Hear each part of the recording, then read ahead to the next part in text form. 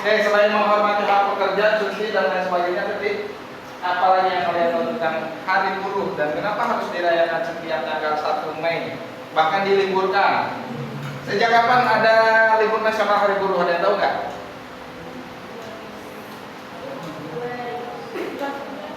Hah?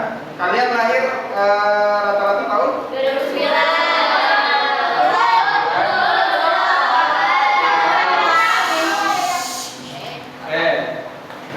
Sampai 2010. Peraturan pemerintah yang mengeluarkan bahwa Hari Buruh atau 1 Mei sebagai libur nasional itu keluar di tahun 2013.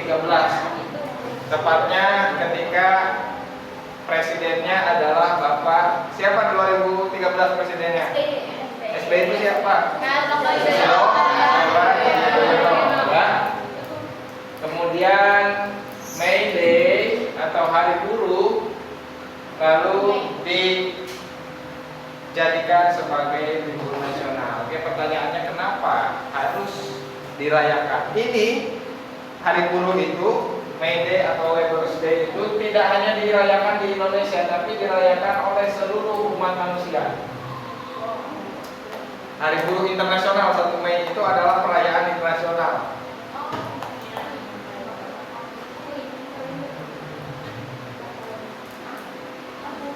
Kira-kira sepenting apa sih buruh?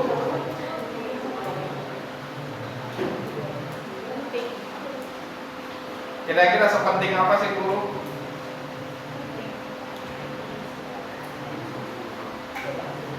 Kenapa harus sampai dirayakan setiap tahun satu hari dalam 1 tahun selalu ada Hari Buruh? Kamu nggak kebagian kursi di belakang? Nggak kebagian kursi? Ada kursinya? Oh, kirain.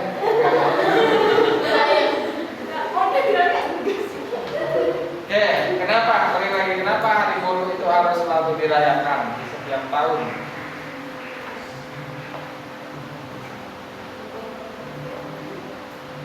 Karena atau menurut kalian sepenting apa sih?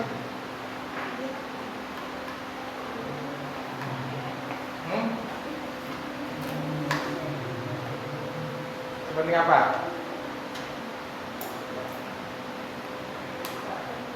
Kenapa sampai harus dirayakan? Ini ada kaitannya dengan materi ketenaga kerjaan kalian yang kemarin kita bahas.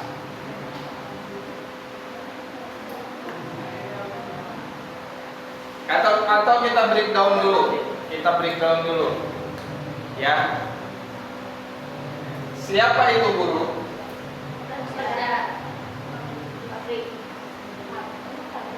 Oke, angkat tangan. Menurut kalian, yang disebut buruh itu siapa sih?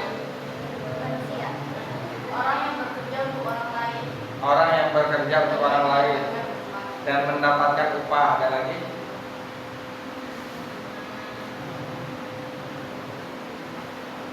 Ada lagi nggak?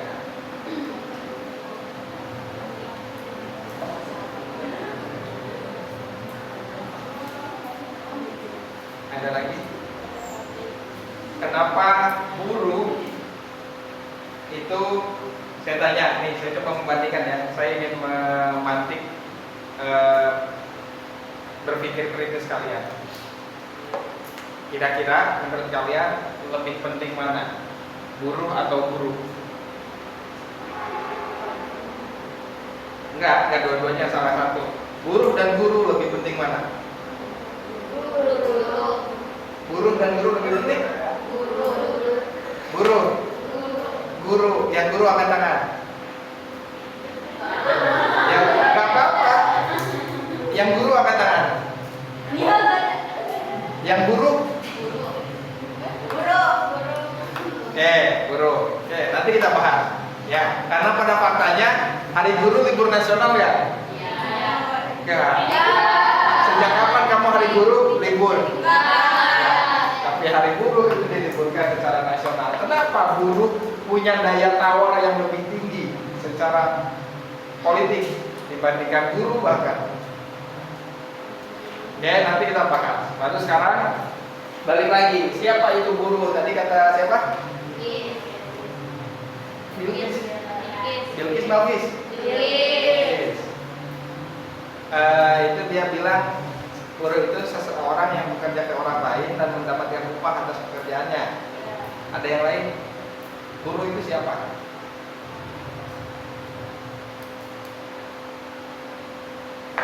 Ini harusnya kita nobar, tapi ya udah karena nggak ada, jadi saya jadi materi aja.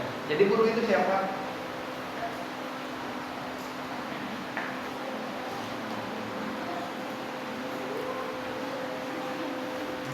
Ada yang punya ide lagi?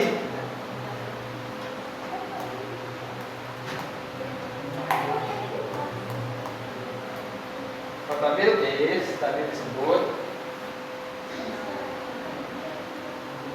buruh adalah setiap orang yang bekerja untuk orang lain dan mendapatkan upah.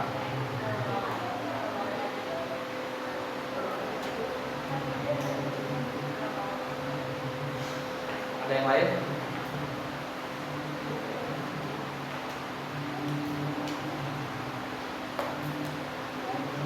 Ayo. Saya yakin kalian udah tidak asing dengan kata buruh. Cuma mungkin kalau mendefinisikan apa itu buruh kalian bingung. Menurut kalian gak usah pakai bahasa buku, gak usah pakai bahasa yang ribet. Pakai bahasa kalian. Buruh itu apa? Pekerja pabrik. Selain itu? Pekerja pabrik, pekerja harian. Selain itu?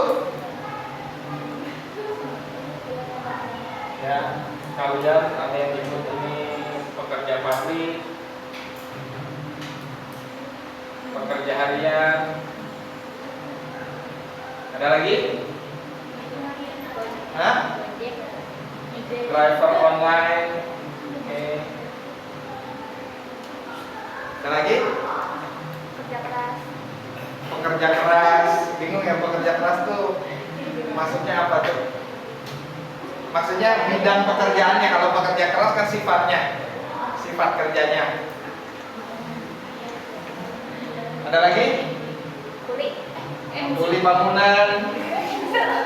Kuli ya, mau kuli bangunan, kuli angkut, kuli pasar, atau porter. Kalau di stasiun atau di itu selalu ada porter. Apa lagi?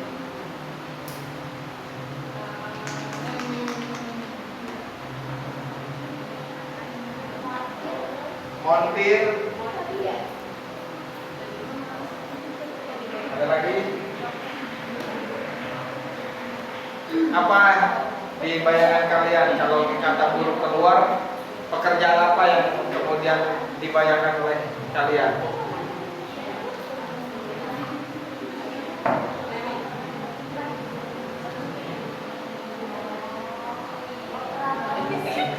Operator mesin, ya, pekerja pabrik, petani. Kalian tahu nggak petani itu singkatan Indonesia? Tahu nggak kalau petani itu kata singkatan yang dibikin oleh Bung Karno? Nggak. Kalian harus lebih banyak baca. Petani. Penyangga tatanan negara Indonesia.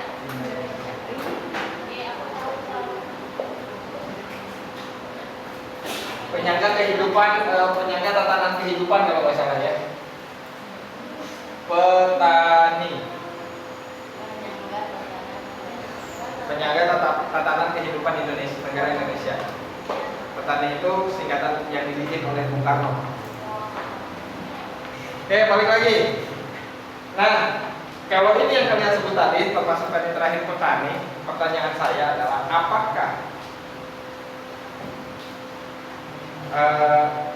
pegawai negeri sipil atau PNS bukan buruh?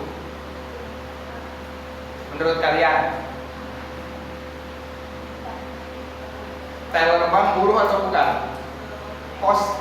Customer service, kira-kira customer service di bank misalkan, buruh atau bukan?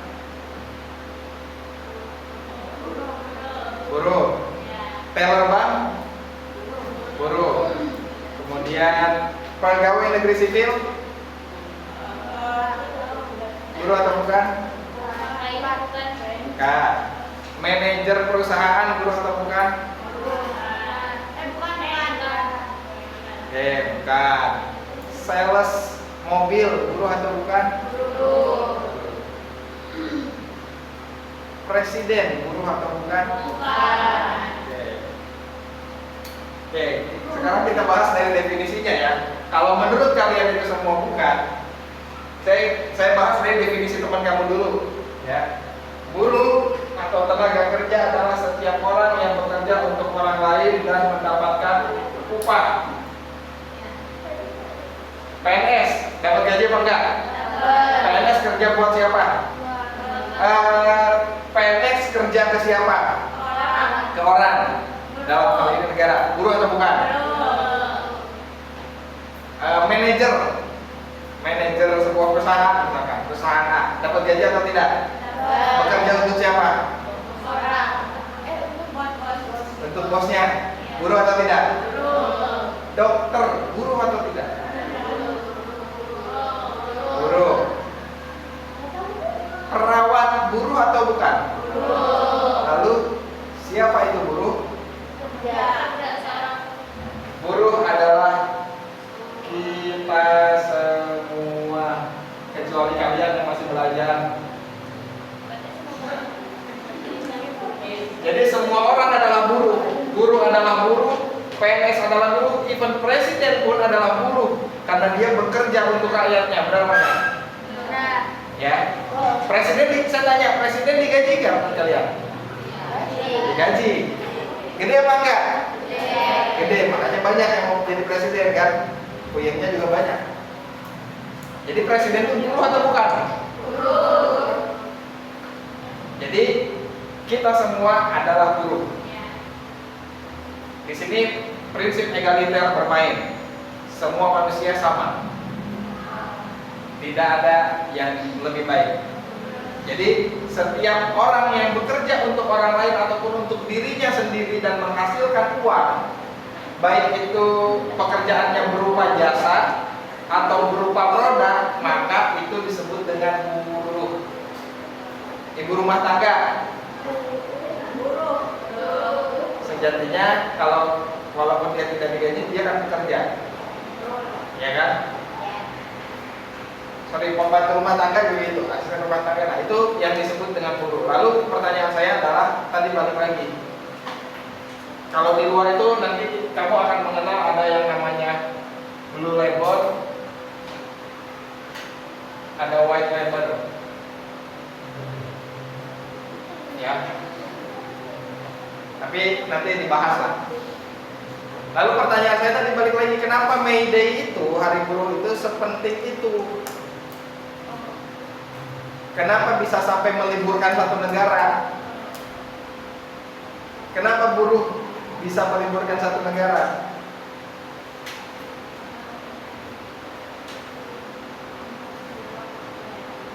Ayo kira-kira.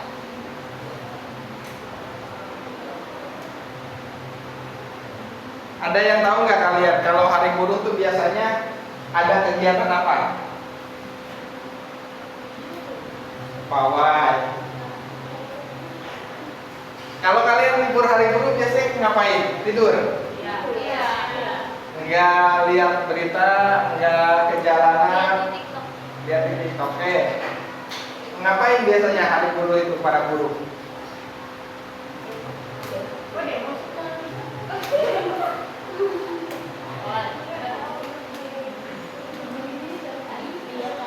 Ayo. Ayo. Kenapa guru selalu dirayakan dan apa yang mereka lakukan di hari buruh biasanya? Unjuk rasa, demonstrasi.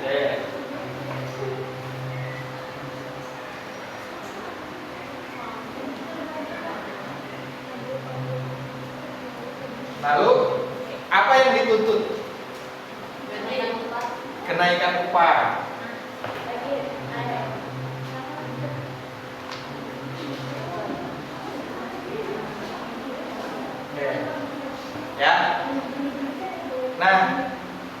Udah bisa kejawab belum kira-kira apa yang bisa menyebabkan guru itu harinya dirayakan oleh seluruh umat manusia?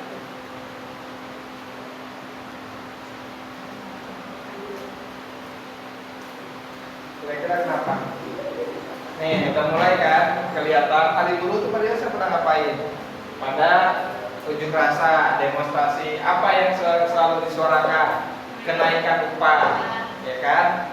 Nah, kenapa sih kok bisa sampai dirayakan? Angkat semuanya mendapat keadilan. Keadilan. Apalagi?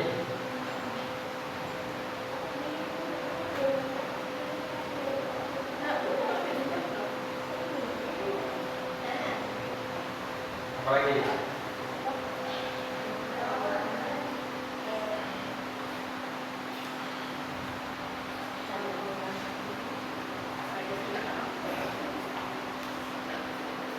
Oke, kita sambungin yang kemarin. Kemarin udah kita bahas kan Iya.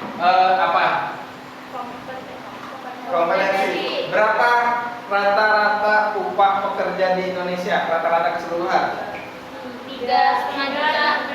3,3 juta ya. Iya, 3,3 juta. Oke. Sekarang begini. Kita breakdown. Misalkan kalian udah kerja. Jadi buruh kan? Gaji kalian fresh graduate 3,3 juta. Tapi kalian tempat kerjanya jauh. Misalkan di daerah Jakarta Barat atau di Jakarta Utara, di daerah mana yang itu Pik, Cicipik. Cici. Ya, Cicipik. Oke, pertanyaannya kira-kira kalian ngekos atau bolak-balik? Ngekos. Oke, kita hitung kosan di sana rata-rata berapa sebulan? Hah? Lebih ya. Pik. Oh, pik. Ya, tapi kan pik banget kan. Pikirannya misalkan. Di Jakarta mana? Misalkan ambil yang murahnya 1 juta. Oke, pengeluaran kalian. Kemudian makan. Anggap kalian di tempat kerja dapat makan sekali. Ya. Di luar kerjaan kalian butuh makan atau enggak di luar tempat kerja? Butuh. Sekali makan kira-kira berapa? 500. Sekali makan 20. 20. Oke, 20.000. Ya, udah sama ST-nya lah misalkan gitu ya. Iya. Sehari berapa kali makan? 3. 1 udah di kantor, 2 di luar. Iya. Oke, berarti yang harus kalian biayai adalah 2 kali makan dalam sehari. 20.000 kali 2 40.000. Oke, kita anggap kalau kalian pulang ke rumah gitu ya, hari libur 1 hari, berarti dalam sebulan ada 4 hari kalian bisa pulang ke rumah, sisanya ada 26 hari kalian harus makan di luar. Itu berapa? 40.000 kali 26.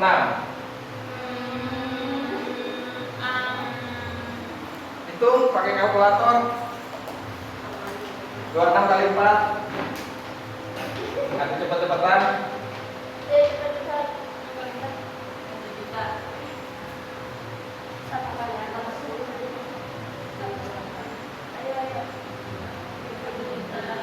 Satu juta. 8. Oh ya, 1 juta. Oh ya, salah. 1 juta 40.000. Oke, ini udah 1 juta nih keluar buat kosan. Oke ya. Kemudian ongkos kalau nggak motor deh, bensin 10.000 anggap kali 26 hari. Berapa? 260.000. Oke ya. Kalau ngekos biasanya kalau nggak misalkan pulsa sebulan 100.000. Oke. Kalau ngekos biasanya kalian akan harus beli token listrik sendiri. Kita taruh misalkan token listriknya 100.000. Token listrik. Ini listrik. Ya, ini kalian paling nonton TV atau enggak ngecas HP sama kipas doang cukup 100.000 sebulan. Kemungkinan ya. Ini pulsa, ini Air bensin. belum Pak? Hah? Air.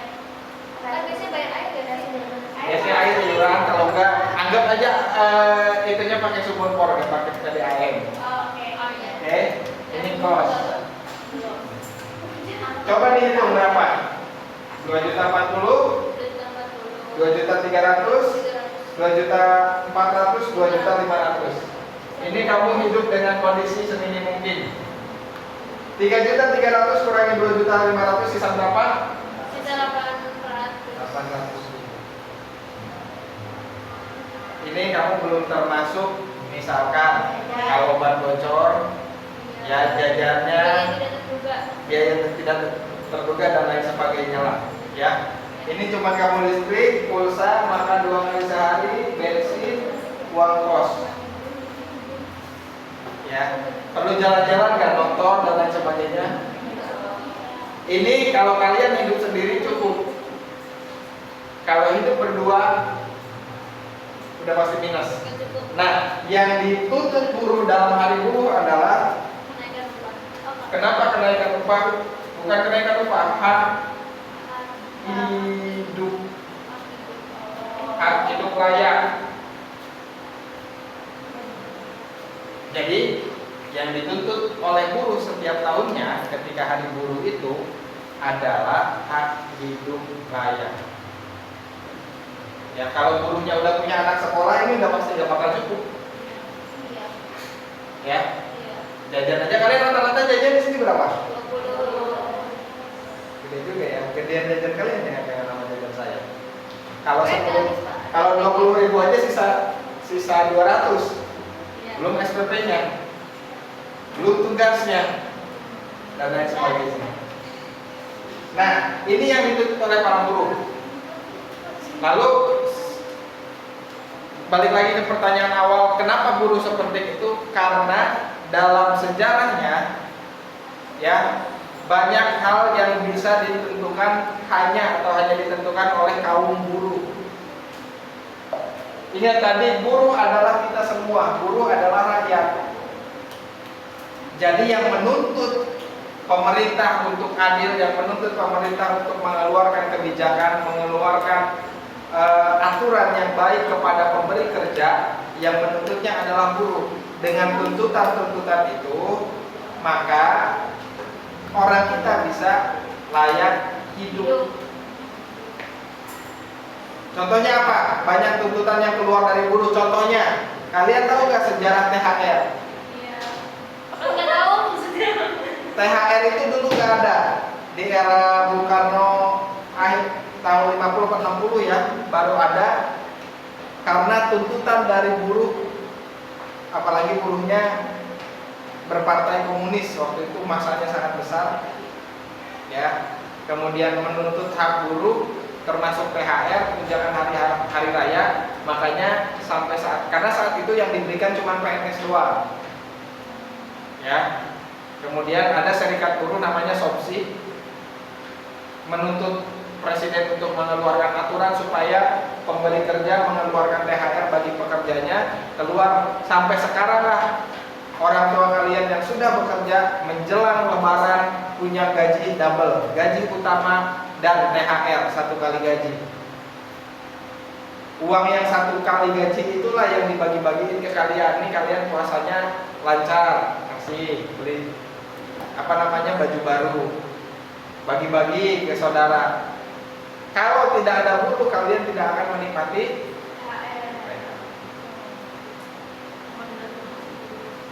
itu ya.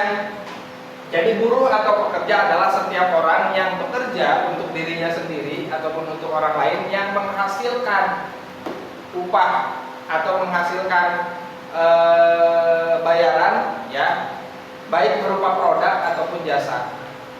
Nah, buruh atau tenaga kerja sendiri tapi dibagi dua, ada tenaga kerja formal, ada tenaga kerja atau buruh informal. Ya, tenaga kerja formal itu ya contohnya saya bilang tadi, PNS, kemudian pegawai bank, kemudian apa lagi? Dosen, dokter, guru. Ya. Kalau informal apa contohnya? Pabrik formal, petani. Ya, di sini buruh pabrik. Apa lagi? Tadi PNS, apalagi guru atau dosen. Kemudian di sini dokter. Nah, ini petani, buruh harian, driver online. Ya, itu disebut dengan buruh informal. Apa bedanya antara buruh formal dan buruh informal? Bedanya kalau formal penghasilannya tetap, kalau informal tidak tetap. Oke. Kalau buruh formal penghasilannya tetap. Kalau buruh informal yang penting tetap berpenghasilan. Ngerti nggak? Apa bedanya? Kalau buruh formal dia berpenghasilan tetap. Kalau buruh informal dia tetap berpenghasilan. Apa bedanya?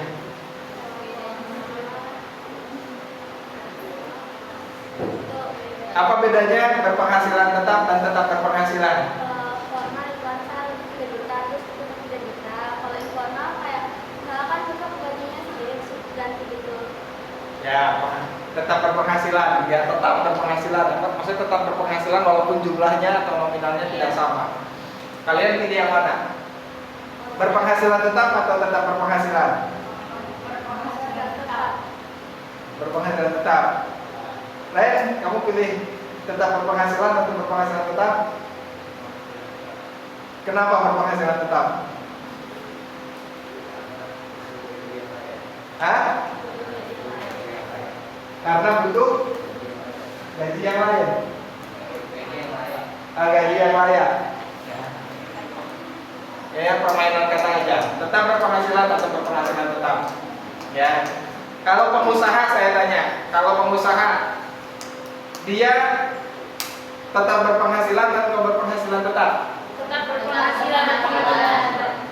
Pengusaha bisa satu hari kamu bisa minus tapi minggu berikutnya kamu bisa dapat untung gede-gedean. Ya. Tapi kalau kamu PNS ya dari tahun ke tahun kalau udah naik jabatan bisa gitu-gitu aja. Ya. Oke, nah ini formal dan informal bedanya selain dari penghasilannya yang tentunya adalah jaminan. Ya, kalau di formal biasanya bukan biasanya negara di Undang-Undang Ketenagakerjaan sekarang itu kan ada Undang-Undang Cipta Kerja yang terbaru terkait ketenagakerjaan apa? Undang-undang yang disahkan oleh pemerintah. Yang baru banget kemarin, kalau nggak salah itu udah disahkan ya. Apa tadi Pak?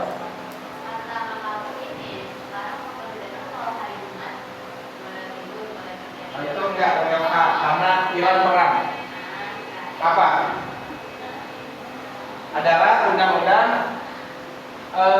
pekerja rumah tangga. Perlindungan yang PPRT kalau nggak salah lupa. Ya. Balik lagi ke sini. Pekerja formal itu ada jaminan karena pemerintah mengeluarkan kewajiban bagi seluruh pemberi kerja untuk memberikan pertama jaminan kesehatan. Makanya sekarang kalau kamu ngelamar kerja atau kamu lihat ada loker, pasti salah satu benefit yang didapatkan adalah BPJS kesehatan. Karena itu diwajibkan oleh pemerintah. Ya, jaminan mendapatkan upah. Tadi dibilang berpenghasilan tetap. Kalau kalian mau jadi tenaga kerja, mau kerja, yang salah satu poin yang kalian baca dan itu wajar-wajar aja untuk ditanyakan adalah berapa upah yang akan saya dapatkan ketika saya bekerja di perusahaan Bapak. Tapi kalau di Indonesia masih aneh ya ketika kita ngomongin gaji itu. Kalau orang ditanya gaji itu berapa gajinya, kalau di Indonesia, orang Indonesia selalu jawab ya cukup lah, ya padahal nggak cukup.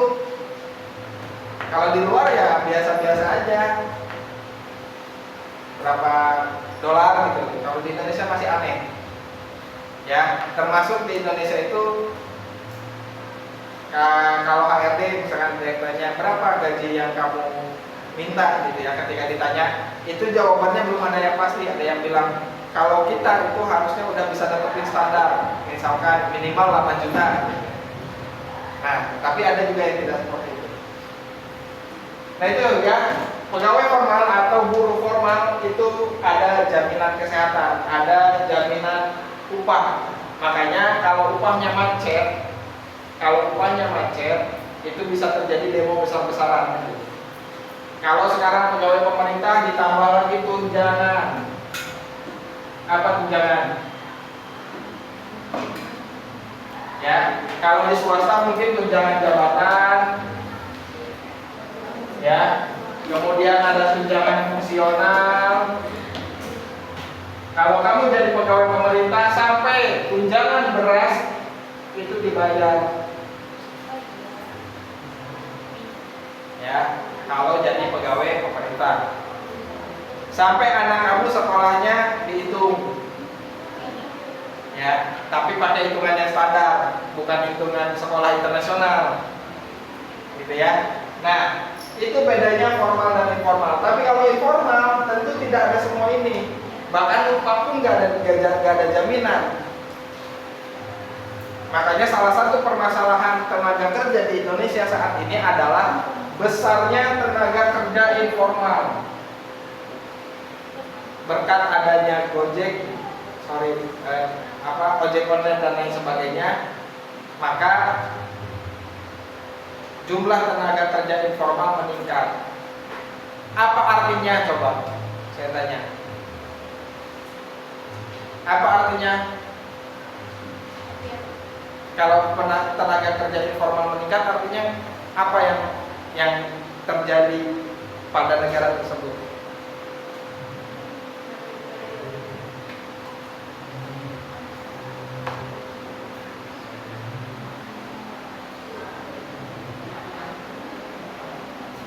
Oke, saya contohkan begini. Kalau di pekerja formal, boleh nggak perusahaan tiba-tiba mencat?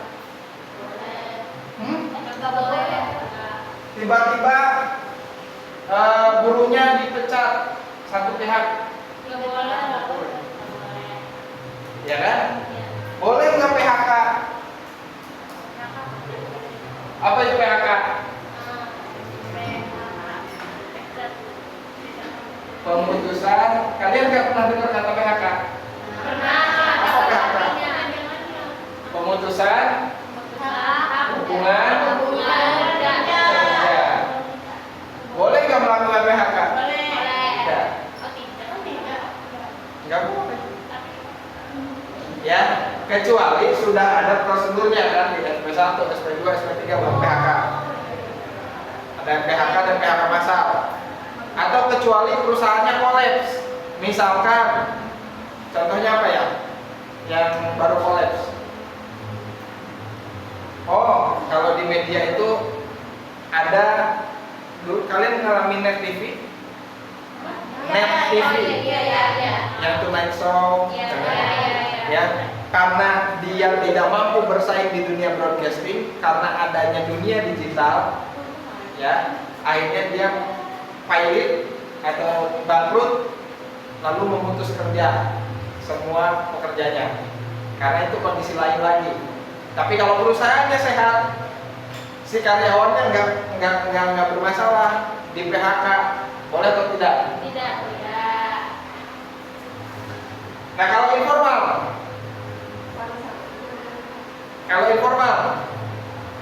bisa nggak orang tiba-tiba nggak punya kerjaan?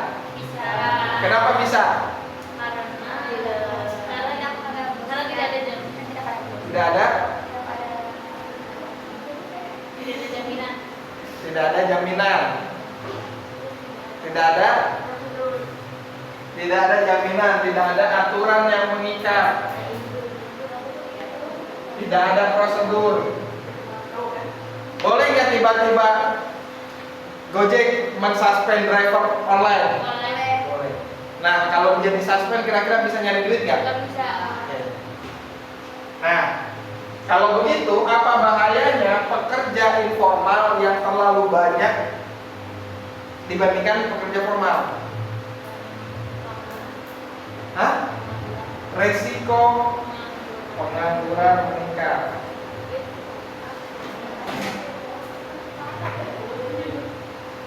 Resiko pengangguran meningkat. Apa yang terjadi kalau pengangguran meningkat?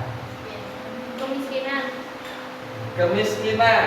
Oke, banyak angka kemiskinan meningkat.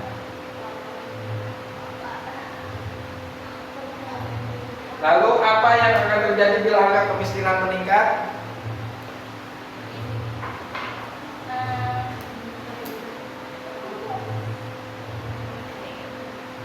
Hah? Apa yang terjadi kalau 70% masyarakat Indonesia adalah masyarakat miskin? Tahu nggak sekarang itu data yang terbaru 50 juta 50 orang terkaya Indonesia itu setara dengan 55 juta kekayaan penduduk. Jadi harta 55 juta orang terkaya di Indonesia itu setara dengan harta 50 orang terkaya di Indonesia itu setara dengan 55 juta duitnya orang Indonesia kalau digabung. Berarti 1:5 lah ya, kurang lebih. Oke, balik lagi di sini. Apa yang akan terjadi kalau angka kemiskinan meningkat? Hah? Kelaparan. Oke, selanjutnya. Kemiskinan meningkat akan meningkatkan kelaparan massal. Selain kelaparan apa? Hah? Apa? Depresi. Apalagi? Apa? Hah? Nilai rupiah turun, pelemahan rupiah. Salah satunya ya, pelemahan rupiah. Walaupun pelemahan rupiah nanti dipengaruhinya oleh banyak hal ya. Apalagi? Kira-kira banyak yang miskin, maka akan terjadi apa? Banyak pengemis. Selain itu, banyak pengamen. Selain itu, hah? Kalian pernah dengar gak tragedi tahun 1997 sampai 1998? Kerusuhan 1997 1998. Apa yang kalian tahu tentang kerusuhan itu? Krisis moneter, karena rupiah melemah. Waktu itu 1 rupiah mencapai 17.000 atau hanya 20.000 gitu ya. Kemudian barang-barang susah dibeli, lapangan kerja sedikit, orang yang tadinya kaya tiba-tiba miskin juga ada, orang yang miskin tiba-tiba kaya juga ada gitu ya. Tapi lebih banyak terjadi kemiskinan. Ya, terjadi kemiskinan yang meningkat gitu ya. Lalu setelah itu apa yang terjadi di Indonesia, terutama di kota-kota besar? Kerusuhan. Apa yang dilakukan? Kerusuhan atau penjarahan. Artinya apa? Meningkatnya penjarahan. Artinya apa? Peningkatan kriminalitas. Kalau sudah peningkatan kriminalitas, kemudian chaos, apa yang akan terjadi selanjutnya? Aman gak negara? Terus kalau negara gak aman gimana?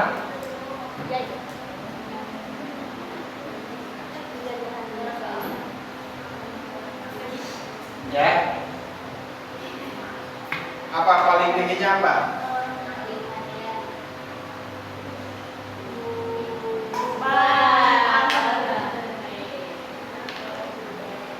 Mungkin nggak negara bangkrut? Ya, sudah ada contoh negara bangkrut. Jadi ketika terjadi banyak buruh yang informal, ya, banyak orang yang tidak berpenghasilan, banyak orang yang tidak terjamin hidup layaknya, maka resikonya adalah terjadi ketimpangan ekonomi. Ketika terjadi ketimpangan ekonomi, maka selanjutnya yang akan terjadi adalah chaos. Ya, kalau ketika terjadi chaos, maka pemerintahan bisa goyah. Pemerintahan goyah itu kemudian yang bisa menyebabkan negara gagal. Ada istilah negara yang gagal. Nah, itu kenapa sekali lagi saya ulangi lagi tadi pertanyaannya ke awal, kenapa buruh atau hari buruh itu dirayakan dan kenapa buruh menjadi penting?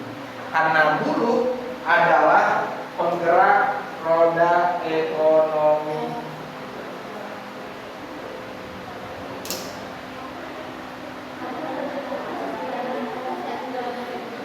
Saya katakan tadi di awal bahwa buruh itu menentukan nasib banyak bangsa. Ya.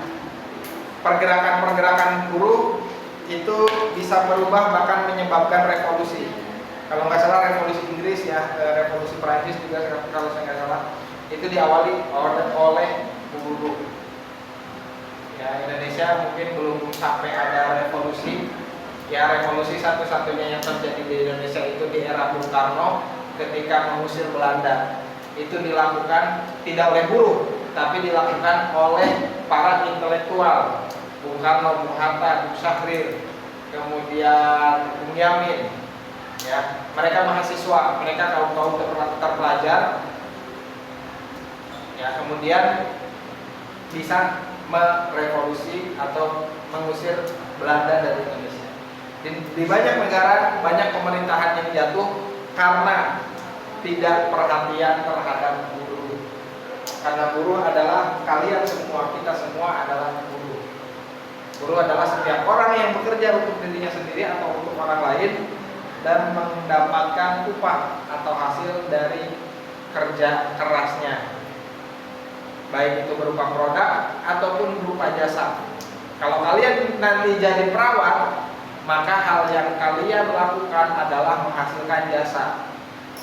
Kalian dibayar, gitu ya. Kalian dapat bayarannya berapa? Kalian tinggal hitung apa kebutuhan hidup kalian, layak atau tidak. Sebenarnya permasalahan di Indonesia itu di sana. Jadi bukan dari sekedar, kalau kemarin saya bilang, mungkin saya bilang buruh Indonesia itu banyak permasalahannya, salah satunya ketidakkompetenan. Tapi di balik itu semua terjadi adalah ada kegagalan sistemik. Artinya ada ketidakmampuan negara mengelola sistem ekonomi, baik itu dari pihak buruhnya ataupun dari investornya yang punya duitnya. Ya. Kenapa banyak pekerja Indonesia yang tidak kompeten? Kenapa? Salah satunya kebiasaan orang Indonesia dari dulu sampai sekarang adalah ordal.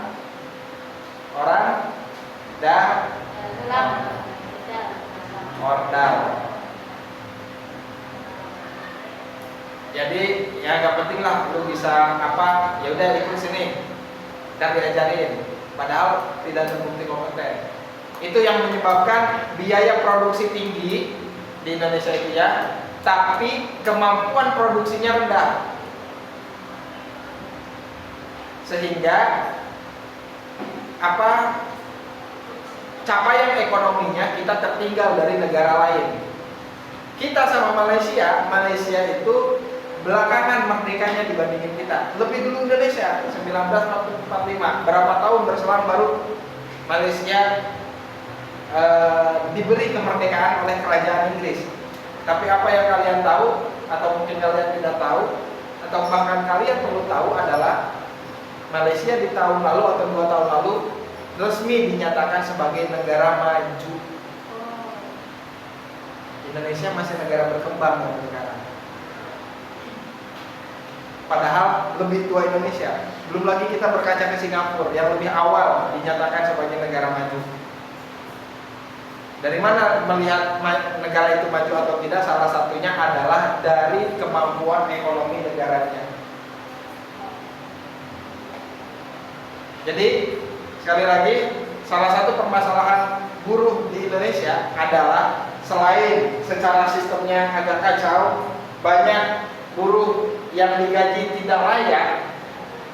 Dari mana layak atau tidak? Tadi saya bilang, dari penghitungan kehidupan sehari-hari. Kalau rata-rata gaji orang Indonesia 3,3 juta, ya dikurangi biaya kosan, biaya dan sebagainya, sisa berapa? Layak atau tidak?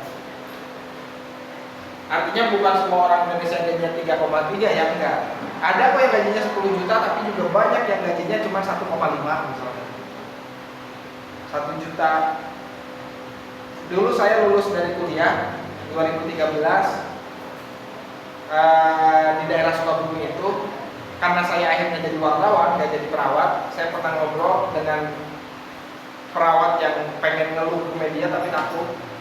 Seorang perawat IGD, dia honorer di rumah sakit daerah milik pemerintah. Sebulan dia cuma dibayar 300.000. Bisa hidup gak kira-kira? Saya pernah ngobrol sama perawat swasta di Sukabumi. Dia digaji cuma waktu itu ya, kalau sekarang mungkin udah berubah, saya nggak tahu. Waktu itu berarti 13 tahun lalu lah kurang lebih, atau 10 tahun lalu, 2013, ya 13 tahun lalu. Itu digaji perawat swasta cuma 700.000 per bulan. Capek-capek kuliah, punya kompetensi, nggak dibayar dengan layak. Ada orang yang dapat kerjaan nggak bisa ngapa-ngapain, cuman gara-gara dia keponakannya siapa, kompetennya enggak, dibayar gajinya mahal. Ya, ini yang kemudian juga menyebabkan timpang akhirnya. Orang ini nggak bisa ngapa-ngapain, misalkan si Aira, dia bisa masak misalkan ya. Oke, kamu sehari harus bikin roti 100 piece roti misalnya gitu ya, dengan kemampuan dia, saya bayar kamu sekian. Biaya roti kan bergejolak ya, artinya fluktuatif. Biaya produksinya mahal, saya bayar si Aira mahal, tapi karena dia tidak terlalu kompeten, saya minta 100, dia cuma bisa ngerjain 30. Rugi nggak saya? Rugi. Itu yang kemudian juga menyebabkan ekonomi kita terseok-seok, kurang lebih seperti itu. Orang juga malas nanam modal di Indonesia. Semakin sedikit orang yang nanam modal di Indonesia, semakin sedikit lapangan pekerjaan. Jadi jangan mimpi ada 19 juta pekerjaan, 9 juta lapangan pekerjaan. Kita aja sistemnya masih seperti itu. Itu ya. Oke, itu aja yang ingin saya sampaikan. Ada yang mau ditanyakan dulu terkait perburuhan? Karena kamu akan jadi buruh. Mulai sekarang perhatikan, mulai sekarang amati isu apa yang diangkat di hari buruh setiap tahunnya.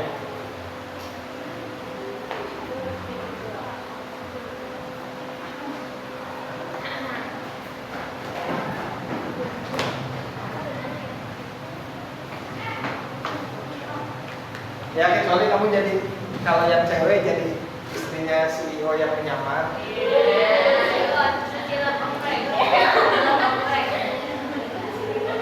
Aman, ya kurang lebih bisa aman lah. Ada?